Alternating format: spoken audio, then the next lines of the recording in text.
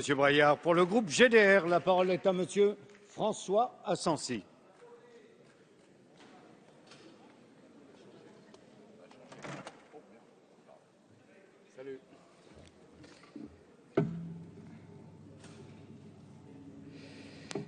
Monsieur le Président, Mesdames les ministres, chers collègues, dans la torpeur de l'été, le gouvernement a usé d'un véritable coup de force pour bouleverser radicalement l'organisation territoriale de notre pays.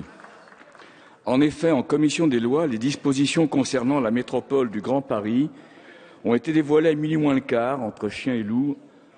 En pleine discussion du texte, l'élection au suffrage universel direct de toutes les métropoles de France a été imposée dans un amendement tombé du ciel. Une fois de plus, le Parlement est le grand perdant de ce simulacre de démocratie. Votre projet est un délit de démocratie sur le fond. En s'attaquant au pluralisme politique dans les territoires, au sein des collectivités, des intercommunalités que vous voulez supprimer, les élus locaux de toute sensibilité politique ont appris à travailler ensemble au service de l'intérêt général. La concentration des pouvoirs dans les métropoles va assécher ce pluralisme, de même que 43 pétitionnaires socialistes ont décidé du sort de l'Île-de-France. Seul un groupe d'élus dirigera la métropole, les autres sensibilités feront de la figuration au Conseil métropolitain. Cette méthode ne correspond pas à l'enjeu. En Île-de-France, à Lyon, à Marseille, la métropole deviendra le seul lieu de pouvoir et de décision. Les communautés d'agglomération et de communes construites sur des projets et dynamiques de territoire, lieux d'innovation et d'expérimentation, seront balayées, liquidées. La commune, reconnue par la République comme lieu fondamental de la démocratie, notre maison commune, sera vidée de ses compétences et dépérira.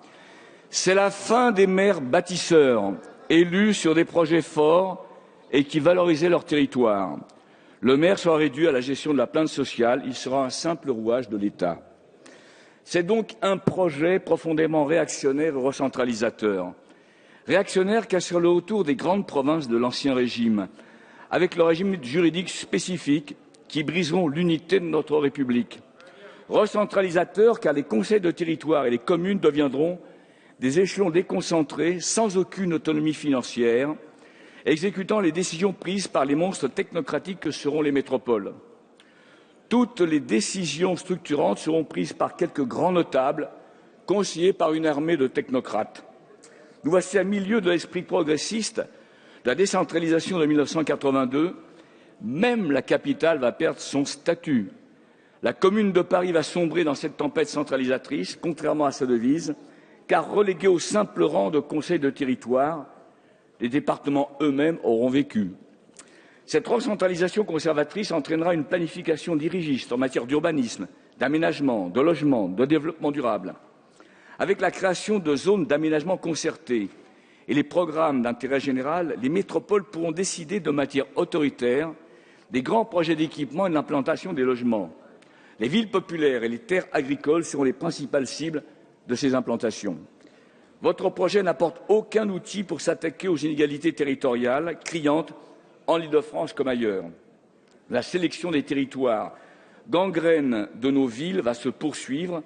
La réforme de la fiscalité pour établir les richesses dans les grandes agglomérations est la grande absente de ce projet. C'est la justice territoriale qui manque à l'appel. Le gouvernement a cru pouvoir donner le change en instaurant par surprise l'élection au suffrage universel direct des métropoles en 2020. Mais la plupart des décisions stratégiques métropolitaines seront déjà prises en 2020. Et c'est le flou le plus total sur le mode de scrutin, le nombre d'élus, les circonscriptions électorales. Pourquoi ces conseillers élus dans 7 ans seraient-ils plus légitimes que les maires élus en place aujourd'hui, comme les 109 maires de Marseille sur 119 qui se sont opposés à la métropole ex-Marseille? Élus au suffrage universel, c'est bien une nouvelle collectivité qui va venir s'ajouter au millefeuille. Nous exigeons de soumettre la question à la consultation des citoyens par voie référendaire. C'est l'esprit de notre Constitution. Voilà pourquoi nous ne comprenons pourquoi vous avez été opposés à cela, Madame la Ministre. Votre projet de loi n'a pas fini de faire du bruit. Loin de réduire la fracture territoriale qui gangrène notre pays, votre projet de loi les accentuera.